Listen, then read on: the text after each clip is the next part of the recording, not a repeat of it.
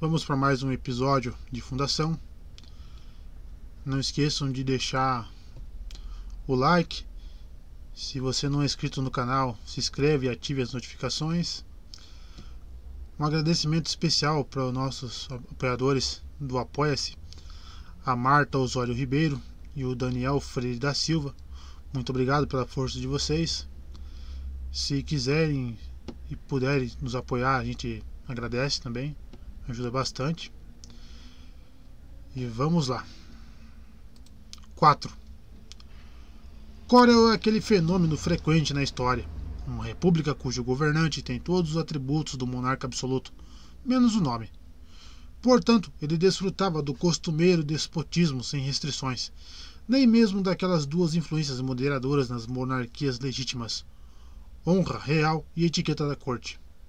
Materialmente, sua prosperidade era baixa. Os dias do Império Galáctico haviam acabado, sem nada a não ser memoriais silenciosos e estruturas quebradas para servirem de testemunha. O dia da fundação ainda não havia chegado, e na feroz determinação de seu governante, o Condor Asper Argo, com sua regulamentação estrita dos comerciantes e sua proibição ainda mais estrita dos missionários, nunca chegaria. O espaço-porto propriamente dito era decrépito e estava caindo aos pedaços, e a tripulação do Estrela Distante estava terrivelmente ciente disso. Os hangares cheios de mofo compunham uma atmosfera embolorada, e já Tuir tentava, incomodado, jogar paciência. Robert Mallow disse, pensativo: bom material de comércio aqui. Ele estava olhando em silêncio pelo visor externo. Até agora não havia muito a dizer a respeito de Corel. A viagem até ali transcorrera sem problemas. O esquadrão de naves corelianas que disparara para interceptar o Estrela Distante era minúsculo. Relíquias combalidas da Ególade ancestral ou trambolhos desajeitados e depauperados. Elas haviam mantido distância, com medo, e ainda a mantinham. Havia uma semana que as solicitações de Melo para uma audiência com o governo local estavam sem resposta. Malo repetiu: bom comércio aqui. Podemos considerar isto aqui território virgem. Já Tuir levantou a cabeça impaciente e jogou as cartas de lado. Que diabos você pretende fazer, Melo? A tripulação está resmungando. Os oficiais estão preocupados. E eu estou aqui me perguntando. Se perguntando? Sobre o quê? Sobre a situação e sobre você. O que estamos fazendo? Esperando. O velho comerciante fungou e ficou vermelho, grunhiu. Você está fazendo voo cego, Melo. Há uma guarda ao redor do campo e naves lá no alto. Suponha que estejam se preparando para nos varrer da face do planeta. Eles tiveram uma semana para isso. Talvez estejam esperando os reforços. Os olhos de Tuir eram aguçados e duros. Mallow se sentou bruscamente. Sim, eu pensei nisso. Sabe, a situação apresenta um belo problema. Primeiro, chegamos aqui sem dificuldades. Mas isso pode não significar nada, pois apenas 3 naves, entre mais de 300, sumiram no ano passado. A porcentagem é baixa. Mas isso também pode querer dizer que o número de naves deles, equipadas com energia nuclear, é pequeno e que não ousam expô-las desnecessariamente até esse número crescer. Mas isso pode significar, por outro lado, que eles não têm nenhuma energia nuclear. Ou, quem sabe, eles tenham e a estejam mantendo escondida por medo de que descobramos algo. Afinal, uma coisa é fazer ataques piratas a naves mercantes pouco armadas.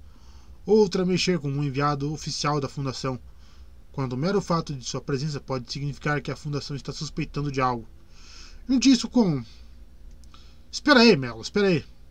Tuir levantou as mãos. Você está simplesmente falando demais. Onde quer chegar? Deixe os meandros de lado. Você precisa ter os meandros, ou não vai entender, Tuir. Estamos ambos aguardando. Eles não sabem o que estou fazendo aqui, e eu não sei o que eles têm ali. Mas estou na posição mais fraca, porque sou um, e eles são um mundo inteiro, talvez com energia atômica. Não posso me dar ao luxo de ser aquele que cede. Claro que é perigoso. Claro que pode haver um buraco no chão esperando por nós. Mas sabíamos disso desde o começo. O que mais podemos fazer? Eu não... Quem é agora? Melo levantou a cabeça pacientemente e sintonizou o receptor. A visitela brilhou e mostrou o rosto rude do sargento da guarda. Fale, sargento. Perdão, senhor, disse o sargento. Os homens deram passagem a um missionário da fundação. O quê? O rosto de Mello ficou branco. Um missionário, senhor. Ele precisa ser hospitalizado, senhor. Haverá mais gente precisando de hospitalização por causa disso, sargento. Ordene que os homens assumam seus postos de combate. O salão da tripulação estava quase vazio. 5 minutos depois da ordem, até mesmo os homens de folga estavam armados.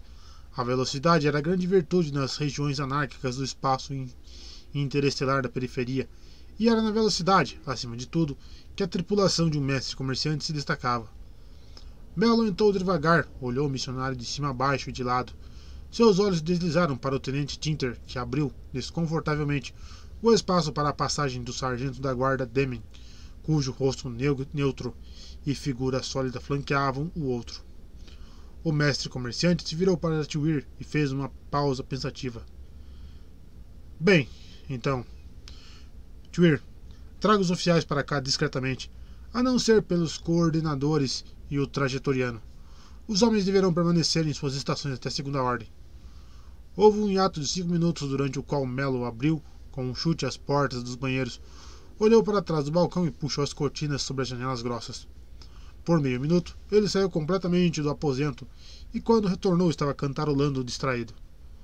Os homens entraram em fila indiana. Twir foi o último e fechou a porta em silêncio. Mello disse baixinho. Primeiro, quem deixou este homem entrar sem ordens minhas? O sargento da guarda deu um passo à frente. Todos os olhos acompanharam o movimento. Desculpe, senhor. Não foi ninguém especial. Foi uma espécie de acordo mútuo. Ele era um de nós, poderíamos dizer. E esses estrangeiros aqui... Mello o cortou. Me solidarizo com seus sentimentos, sargento, e os compreendo. Estes homens estavam sob seu comando? Sim, senhor. Quando isto acabar, eles deverão ser confinados a aposentos individuais por 1 semana. Você mesmo está suspenso de todas as tarefas de supervisão por um período semelhante. Entendido? O rosto do sargento não mudou de expressão, mas os ombros caíram ligeiramente. Sim, senhor. Os senhores podem ir. Vão para suas estações de combate. A porta se fechou atrás dele e o burburinho aumentou. Por que a punição, Mello? Twir interrompeu. Você sabe que esses corelianos matam missionários capturados. Uma ação contra as minhas ordens é ruim, por si só. Sejam quais forem as razões que possam existir em seu favor. Ninguém deveria sair ou entrar na nave sem permissão. O tenente Tinter murmurou com rebeldia. 7 dias sem ação. O senhor não pode manter a disciplina assim. Mello disse fria. Eu posso. Não há mérito em disciplina sob circunstâncias ideais. Ou eu a tenho em face da morte, ou ela é inútil. Cadê esse missionário? Tragam-no aqui. O comerciante se sentou enquanto a figura trajada com um manto escarlate era trazida cuidadosamente para a frente. Qual é o seu nome, reverendo? Hein? A figura de manto escarlate se virou na direção de Mello, o corpo inteiro virando como se fosse uma só unidade. Seus olhos estavam abertos, mas olhando nada, e havia um hematoma numa das têmporas. Ele não havia falado, nem, até onde Mello sabia, se movido durante todo o intervalo anterior. Seu nome, reverendo? O missionário começou subitamente a mover-se de modo febril. Os braços se estenderam num gesto de abraço. Meus filhos, possam vocês sempre estar nos braços protetores do espírito galáctico. Twir deu um passo adiante, olhos preocupados, a voz rouca. O homem está doente. Alguém o leve para a cama. Mande-o para a cama, Mello, e faça com que cuidem dele. Ele está gravemente ferido. O braço grande de Mello o empurrou para trás. Não interfira, Twir, ou vou colocá-lo para fora do aposento. Seu nome, reverendo? As mãos do missionário se fecharam numa súbita súplica. Vós sois homens esclarecidos. Salvai-me dos pagãos. As palavras começaram a sair numa torrente. Salvai-me desses brutos e obscuros que correm em meu encalço e afligiriam o espírito galáctico com seus crimes. Eu sou George Parma, dos mundos anactonianos, educado na fundação, a própria fundação, meus filhos. Eu sou um sacerdote do espírito educado em todos os mistérios que veio até aqui, onde a voz interior me chamou. Ele estava perdendo o fôlego. Sofri nas mãos dos ignorantes. Como vós sois filhos do Espírito, e, em nome desse Espírito, Proteger-me deles. Uma voz irrompeu sobre eles quando a caixa de alarme de emergência emitia um clangor metálico. Unidades inimigas à vista. Solicito instruções. Cada olho se voltou mecanicamente na direção do alto-falante. Mallow soltou um palavrão violento. Ele ligou o reverso e gritou. Manter vigilância. Isso é tudo. E desligou. Foi até as cortinas grossas que se abriam com um toque e olhou para fora de mau humor. Unidades inimigas. Milhares delas representadas por membros individuais de uma multidão coreliana. A turba furibunda ia de uma ponta a outra do porto, e na luz fria e dura das chamas de magnésio mais próximos avançaram. Tinter! O comerciante nem se virou, mas seu pescoço estava vermelho. Ligue o alto-falante externo e descubra o que eles querem. Pergunte se há um representante da lei com eles. Não faça promessas nem ameaças, ou eu mato você. Tinter se virou e saiu. Mallow sentiu uma mão dura no seu ombro e a afastou. Era Twir. A voz dele era um sibilar zangado em seu ouvido. Mallow, você é obrigado a garantir a segurança deste homem. Não há como manter a decência e a honra de outro modo. Ele é da fundação, e afinal de contas, ele é um sacerdote. Esses selvagens lá fora. Você está me ouvindo? Estou ouvindo, Twir. A voz de Mallow era incisiva. Tenho mais o que fazer aqui do que proteger missionários. Farei, senhor, o que me agradar, e, por Seldon em toda a galáxia, se tentar me impedir, arrancarei sua maldita traqueia. Não fique no meu caminho, Twir, ou será pela última vez. Ele se virou e saiu andando. Você, reverendo Parma, sabia que, por convenção, nenhum missionário da fundação pode entrar em território coreliano? O missionário tremia. Eu só posso ir para onde o espírito me leva, meu filho. Se os ignorantes recusam a iluminação, não é esse o maior sinal da necessidade deles? Isso está fora de questão, reverendo. O senhor está aqui contra as leis tanto de Corel quanto da fundação. Não posso, pela lei, protegê-lo. As mãos do missionário voltaram a se erguer. Seu espanto anterior havia desaparecido. Era possível ouvir o clamor rouco do sistema de comunicação externa em ação, e um murmúrio leve e ondulante das hordas zangadas em resposta. O som fez seus olhos enlouquecerem. Está ouvindo? Por que fala de lei comigo? De uma lei feita pelos homens? Há leis superiores. Não foi o espírito galáctico quem disse: não ficarás parado diante do sofrimento de teu irmão? E ele não disse: assim como tu lidarás com os humildes e indefesos, também contigo haverão de lidar? Você não tem armas? Não tem uma nave? E atrás de você não existe a fundação? E acima de tudo e de todos vocês, não há o espírito que governa o universo? Disse e fez uma pequena pausa para recuperar o fôlego. E então a grande voz exterior do estrela distante cessou, e o tenente Tinter voltou, o rosto preocupado. Fale, Mallow disse apressado. Senhor, eles exigem a pessoa de George Parma. E se não o entregarmos? Foram várias ameaças, senhor. É difícil entender muita coisa. Há muita gente. Eles parecem enlouquecidos. Há uma pessoa que diz governar o distrito e ter poderes de polícia, mas é evidente que não está no controle da situação. No controle ou não, Mallow deu de ombros. Ele é a lei. Diga a eles que, se esse governador policial, ou seja lá o que for, se aproximar da nave sozinho, poderá levar o reverendo George Parma. E subitamente ele tinha uma arma na mão. Acrescentou. Não sei o que é insubordinação. Nunca tive nenhuma experiência com isso. Mas se houver alguém aqui que acha que pode me ensinar, gostaria de mostrar a ele meu antídoto para isso.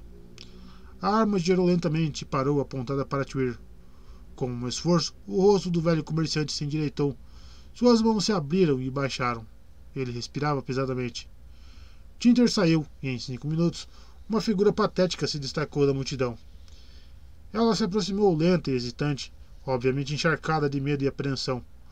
Por 2 vezes olhou para trás e, por 2 vezes, as ameaças patentemente óbvias do monstro de muitas cabeças a fizeram seguir em frente. Está certo, Mallow fez um gesto com a pistola que permaneceu fora do coldre. Grum!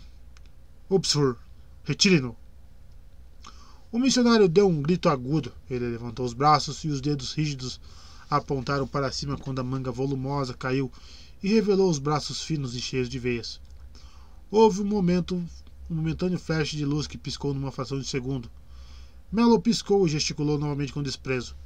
A voz do missionário se fez ouvir enquanto ele se debatia nos braços dos 2 homens. Maldito seja o traidor que abandona seu irmão ao mal e à morte. Surdos sejam os ouvidos que não ouvem os pedidos dos indefesos.